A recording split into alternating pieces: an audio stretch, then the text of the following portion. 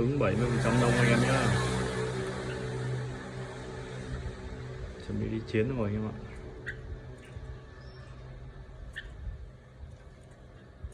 Còn này chơi hai cầu thẳng là rất tít luôn anh em ạ. Năm nay mình định cho em nó thử sức dàn giáo như thế nào. Anh em nhìn có đồ không ạ? Lông lá tay này ok chơi chăng?